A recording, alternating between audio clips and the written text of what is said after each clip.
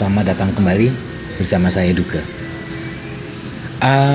Setelah sebelumnya kita sharing mengenai siapa Anda dan apakah Anda lebih baik memulai sekarang usaha Anda atau Anda lebih baik hold dulu rencana Anda untuk berusaha. Dan sekarang setelah yuk saya yakin saya akan bangun usaha saya sekarang. Lalu harus ngapain ya? Saya harus ngapain? Saya harus mulai dari mana? Nah, part ini banyak sekali orang yang mulai start awalnya. Tapi bayangin, ketika Anda bekerja sama orang, Anda mau rela bangun pagi, udah langsung buka laptop, bekerja, udah muter untuk kerja. Masa untuk usaha Anda saja Anda berat. Kadang-kadang beratnya di situ di awal-awal. Dan yang kedua, kita mulai dari mana ya?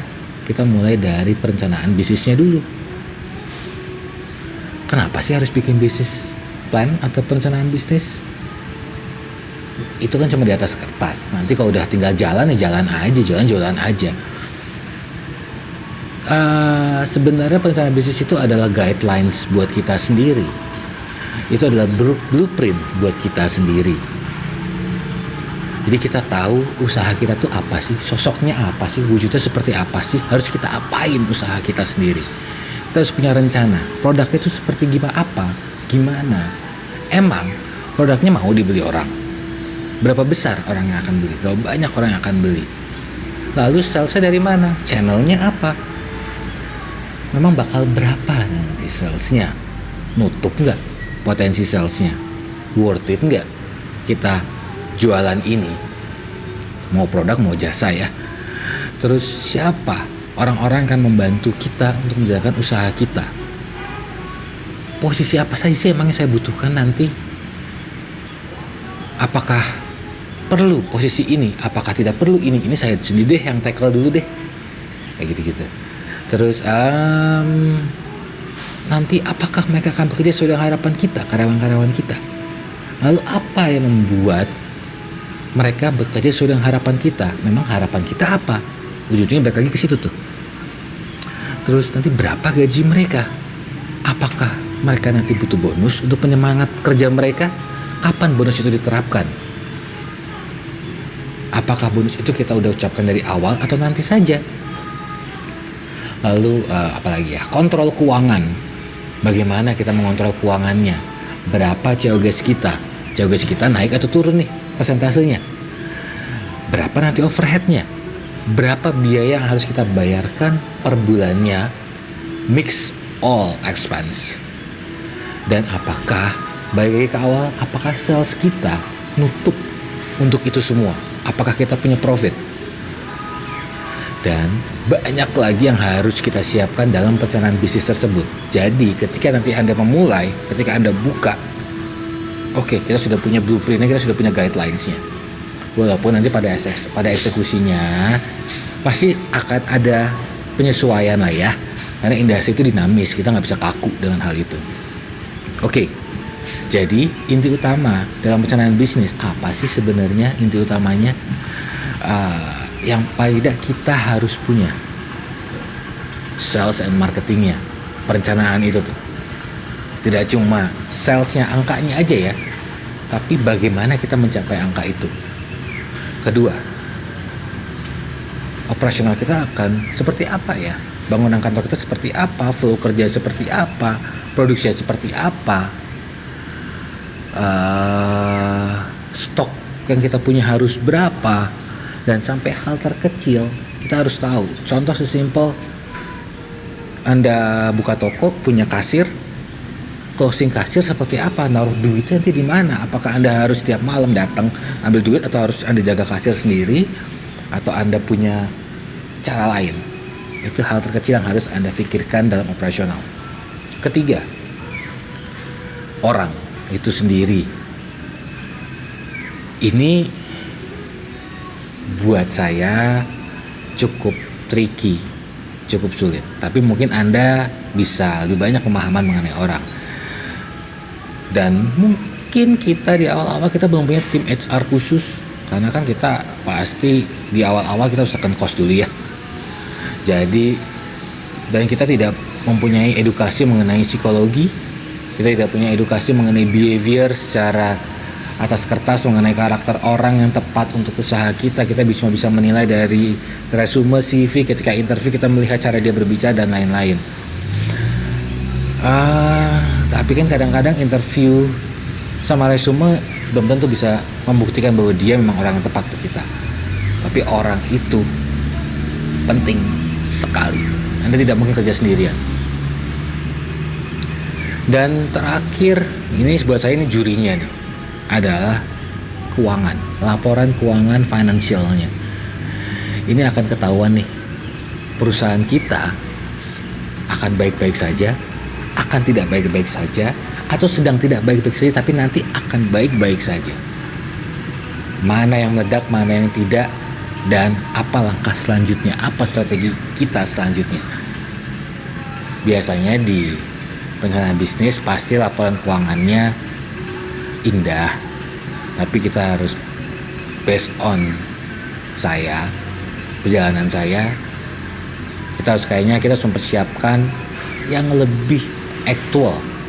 Suka tidak suka dengan angka tersebut, Anda harus siap dengan angka yang tidak baik untuk Anda sendiri, karena itu backup plan. Itu adalah backup plan kalau ini terjadi, Anda harus seperti apa. Oke, setelah itu semua, Anda menyelesaikan itu semua, baru ketahuan sebenarnya. Jadi budget awal yang kita butuhkan itu berapa sih? Dan harus ingat, ya pengalaman saya sih sebagai anak baru juga, sebagai pemula ya, kita harus menyiapkan modal operasional minimum 6 bulan pertama. Anda bisa menyiapkan modal sampai setahun atau 2 tahun, itu sangat baik sekali. Jadi Anda tidak bergantung dulu dengan sales Anda sendiri. Itu Anda pasti sekarang mikir, waduh gila, nyiapin modal operasional 6 bulan setahun butuh berapa lagi. Tapi itu lebih baik Anda punya dibandingin Anda ngos-ngosan. Karena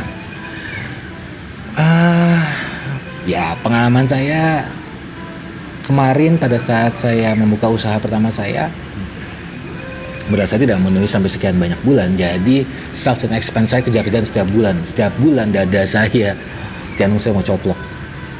Jadi lebih baik kita punya spare itu, jadi bisa muter itu keuangan kita. Dan yang paling penting lagi buat Anda adalah keuangan pribadi dan keuangan perusahaan harus benar-benar Anda pisahkan nih, sampai include buat nutupin atau buat nyuntik kembali usaha Anda. Jangan sampai uang pribadi ini terganggu gugat, karena hidup Anda harus berputar terus juga kan. Anda mungkin punya keluarga, Anda mungkin punya kebutuhan lain-lain lagi, ini harus muter terus nih. Jadi jangan sampai dijadikan satu atau kemakan. Walaupun ada niatnya enggak, ini akan saya pisah, tapi hati-hati kemakan juga akhirnya ujung-ujungnya. Jadi untuk sementara waktu Anda jangan berharap dulu mendapatkan gaji dari usaha Anda sendiri atau mendapatkan profit yang baik dari usaha Anda sendiri, karena Anda butuh tabungan dari usaha Anda dulu untuk berjalan dulu usaha Anda. Atau Anda jangan juga berharap usaha Anda langsung melonjak dan antena panjang seperti zaman sekarang ada mie gacoan atau mixui atau abnormal yang dulu penuh terus. Ya alhamdulillah, kita semua berharap usaha kita seperti itu ya, terus stabil dan terus growth. Jangan cuma stabil, pasti harus growth ya, berharapnya seperti itu. Tapi kita harus menyiapkan segala aspeknya. Jadi modal awal sebesar itu penting sekali, sangat penting. Dan satu lagi, jangan terlalu over ekspektasi bahwa perencanaan bisnis Anda pasti akan tepat atau at least miss cuma 10% saja. No, jangan ekspektasi seperti itu. Ekspektasinya oke, bisnis plan saya ini adalah blueprint saya, tapi beberapa numbers ini saya harus ready. Kesesuaiannya cuma 60% saja deh. Seperti yang tadi saya bilang sebelumnya ya, kita harus menyiapkan the worst case untuk punya solusi lagi. Oke. Dan juga kadang kita harus ingat juga pada saat baik dari proses maupun pada saat eksekusi atau sudah mulai beroperasional, ada aja tiba-tiba Allah, tiba-tiba belah yang membuat rencana kita terhambat.